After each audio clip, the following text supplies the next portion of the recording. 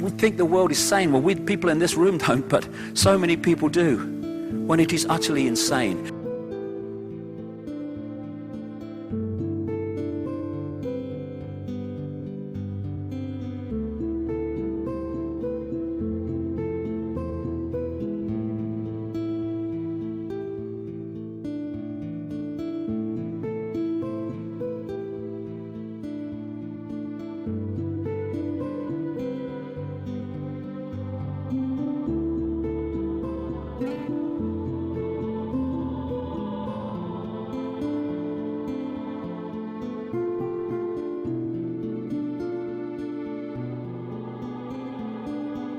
I decided a long time ago, when I started to realize what was happening, that there was nothing for me to do with my life other than try to alert people to what was going on, and also alert people to the way that their sense of who they are and their sense of reality and the sense of what the world is they live in has been distorted, manipulated, and sold to them as a fake persona and a fake reality.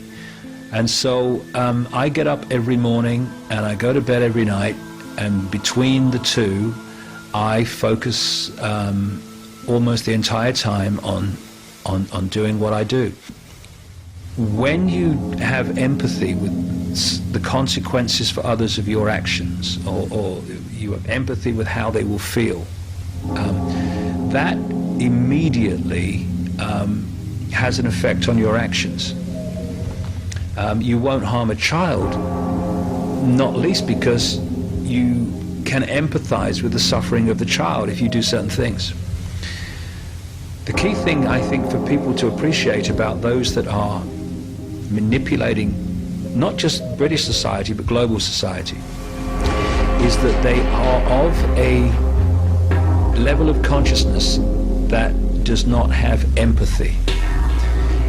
They do not have any emotional consequence by seeing the effect on others of their actions. Now, if we just take a breath and think about that, that means there are no limits on these people for the actions that they will take.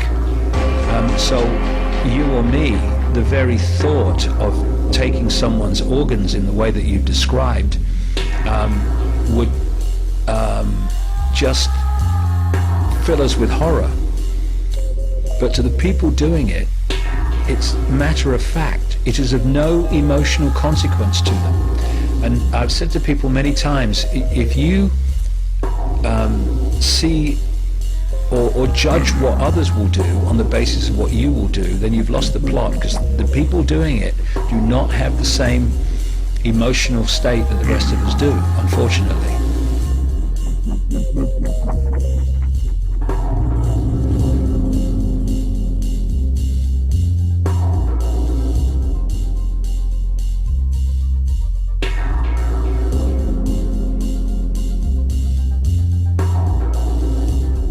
My family kind of support me in this and all the rest of it, but to be honest, if they didn't, and if no one else did, I would still do it, and I'd still do it with the passion that I do it.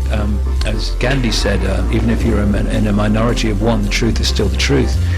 But the great thing is that I'm not in a minority of one. What's happened is that the manipulators have hijacked the mainstream of public awareness and public information.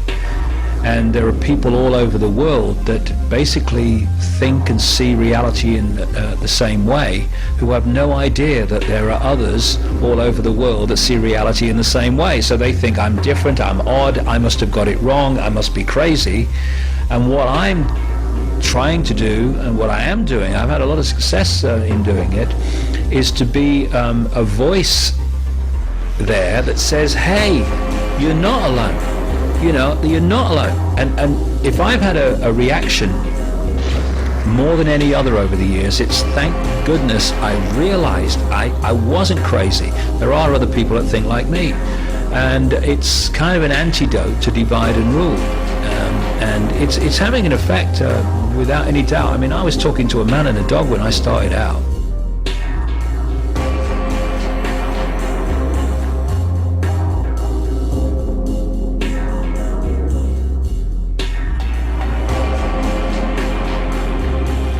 First they ignore you, then they laugh at you,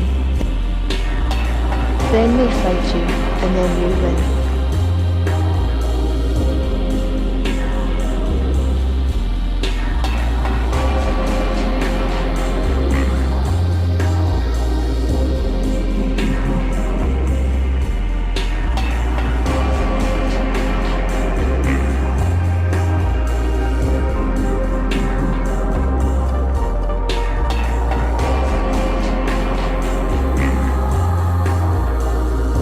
You're not alone.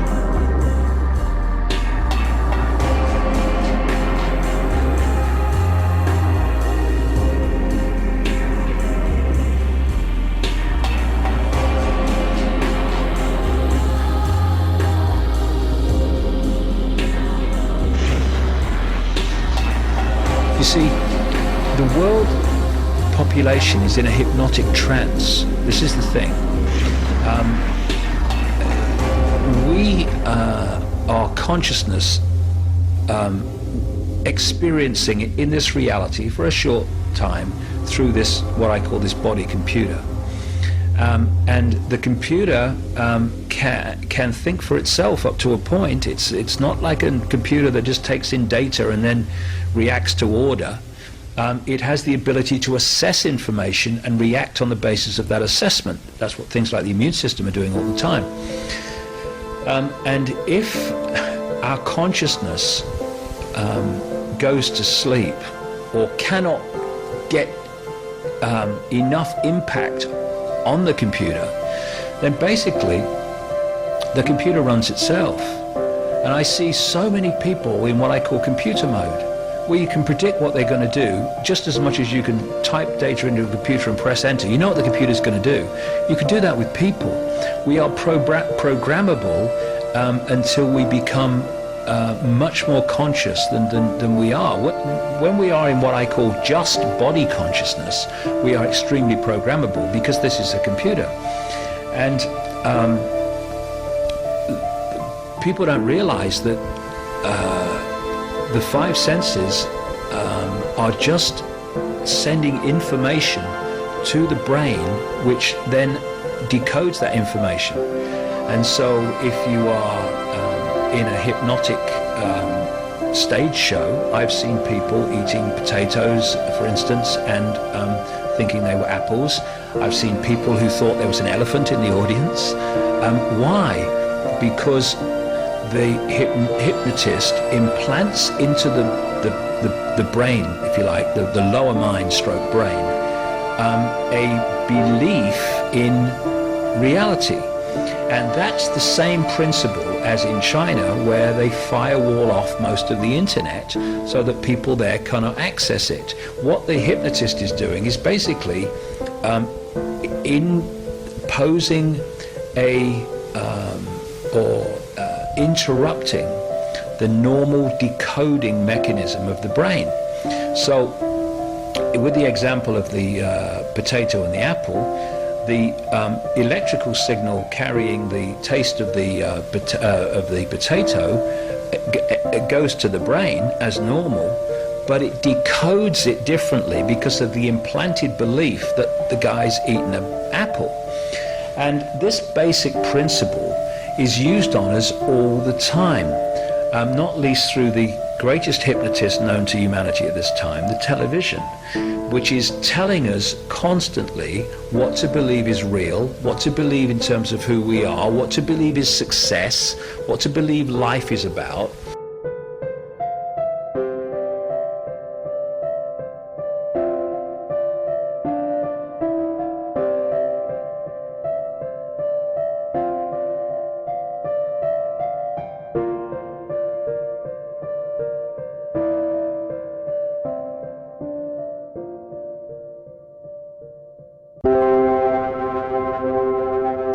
And if we then go through an education system which is nothing more than indoctrinating children with the official version of reality, then by the time we become adults, we can become, if we are not holding our consciousness, we can become only body conscious, and we can become programmed in the way that we see the world. We can become hypnotized, like Stooges on the stage of a hypnotist.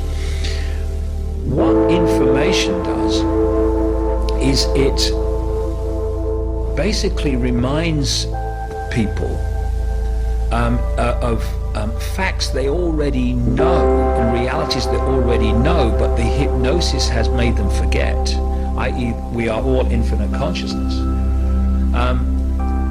And it triggers them to start to wake up. It's like whispering in their ear, wake up, wake up, wake up. Your infinite consciousness, remember.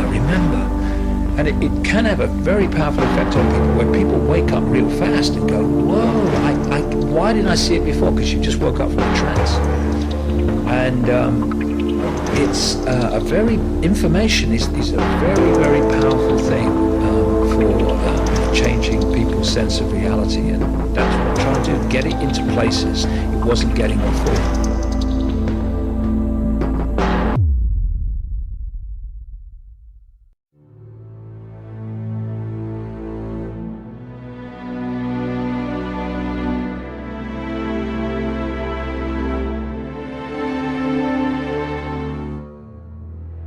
Einstein has a wonderful phrase. It's been quoted using different ways, but basically it says this: you cannot solve problems with the same level of consciousness that created them. Now, what we're living in is a world that is controlled by the intellect, which is a very low level of consciousness. The intellect operates through the left brain overwhelmingly, and it's about language, it's about seeing the world in parts, it's about looking at the complexity and delving into the complexity, and it's about, can I see it, touch it, taste it, smell it, therefore it must exist.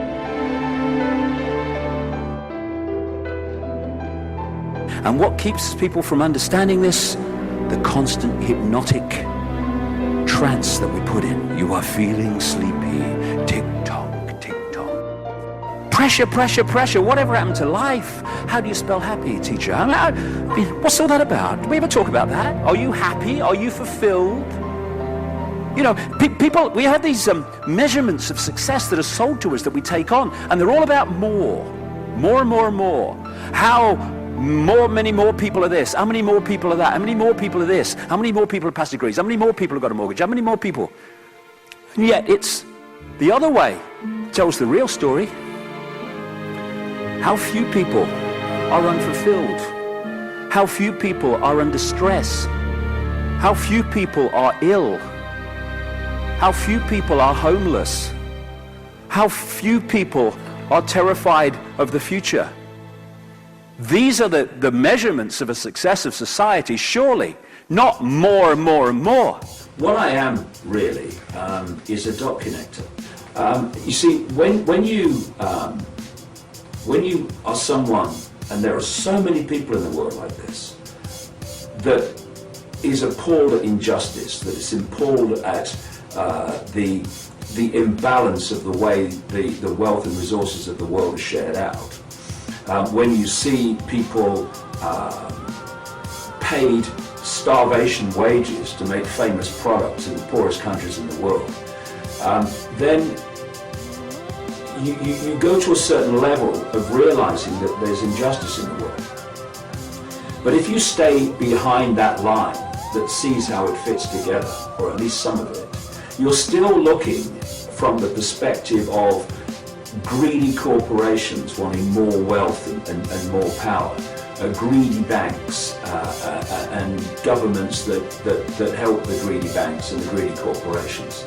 The big line to cross is when you realize that the greedy banks, the greedy corporations, the governments that help, the intelligence agencies, those that control the military, the pharmaceutical cartel, the oil cartel, the biotech cartel, are actually controlled by the same network of families. Mm-hmm. Then you move into a completely different perspective of the world that you're looking at.